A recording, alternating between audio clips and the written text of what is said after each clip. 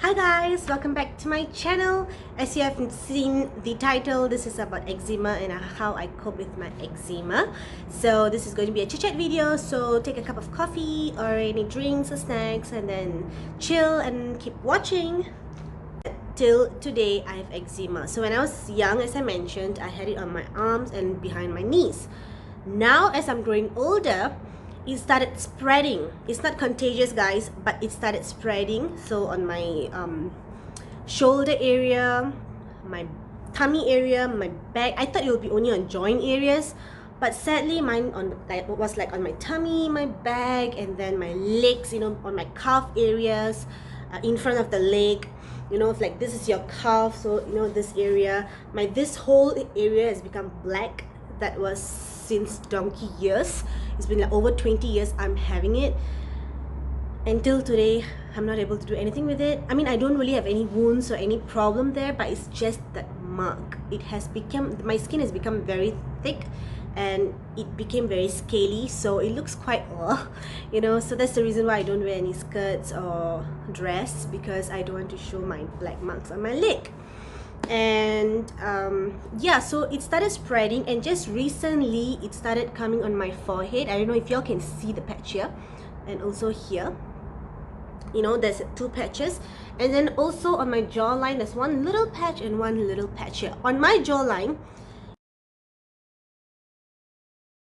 Why eczema, or how eczema comes about, I think when no one has really found out the cause of eczema, but sadly it's I have it. I think my dad has it when he was young too, but his was very mild, super mild, but sadly mine became super worse. So yeah. So what are the triggering factors of eczema? There are a lot of triggering factors. One can be food, stress, anxiety, the clothes, the materials, the weather. There are a lot of different type of factors, and it's not the same for everyone. Okay, so for me, food is not really a big issue. Like some people cannot take nuts and stuff like that. So for me, or seafood, it will cause itchiness. But for me, I think I'm pretty much fine with food. So my main cause for eczema is stress, dust. That's the worst for me. If I'm going to touch a little dust, you'll start itching, and I'll have bumps on my face or my body, wherever. And what else? Anxiety, stress, dust, weather. Definitely, if the weather is going to be hot and cold, that's another factor. And this is definitely not easy for me to cope with. People who are having eczema, I know, I feel it, guys. I really feel it, because it's the horrible, frustrating thing ever, because you will feel like you really want to tear your skin apart. It's very irritating, and because of the scars that that is caused by this eczema crap. It just ruins your confidence level to the extreme. What I do, so whenever my eczema flares up, like few years back, okay, I always go to the doctor every single month to get steroid creams and oral medication, because I really need the itchiness to stop, because that is the culprit. It really makes you so itchy that you want to scratch, and then it becomes black or a wound. So just like 1 or 2 years back, I realized that I really have to stop doing that, and I really need to try to control it myself. So what I did is, whenever I feel that my eczema is flaring up, I will use steroid creams. I have to, because I have no choice. I will just use a bit of steroid creams. I try not to take oral medication as much as possible, unless it's very bad. Then I'll go to the doctor to get oral medication.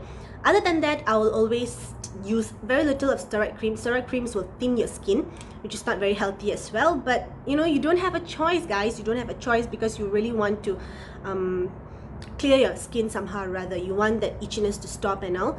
So I'll use very little cream. So that's what I'm doing right now. And then for my face area, when I was like 20 years back, not 20 years back, like about few years back, I had like a dark patch on my upper lip. right up on my mustache area. It looked like a mustache, and everybody will ask like, what is that, you know, they'll keep asking me, and it felt very, very embarrassing. I really lost my confidence because of that, because it's your face, you see, you're showing your face to the public, and people are looking at you one kind like. So I really lost my confidence because of that, and I don't like going out. And then once I started once I started my skincare routine, then I realized that it started fading off, but I will still have my eczema around my upper lip area, especially because it will be very itchy, right?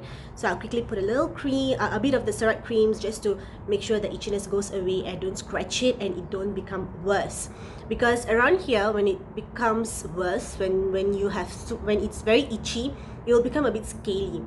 You know, so when you put some powder or foundation, you can have that little scaly look, which is so bad, guys. But I've learned how to ignore that. I'll still feel a bit uncomfortable, but I've started learning how to ignore. Okay, so I don't care. Like, come on, guys, this is my skin problem. I can't help it. I can't do anything much. So what I'm doing right now on my skincare is using anti-aging products. For those who knows, I'm using Mary Kay products. I use anti-aging, I use brightening on the days that I don't have any issues on my skin.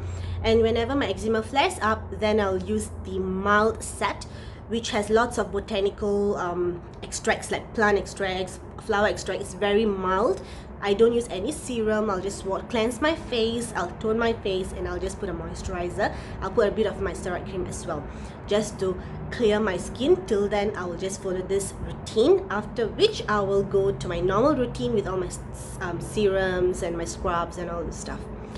So yeah. So what do you need to avoid? Now, as I said, eczema differs. Different people have different type of eczemas, so some of y'all need to stop eating certain types of food. So you need to figure out what kind of food is not suitable for you, that's triggering your eczema. And then the clothes, try to wear a lot more of a very thin materials, not too hot. And then stress level, which is not easy for us. You need to reduce the stress level, which I'm also trying to learn.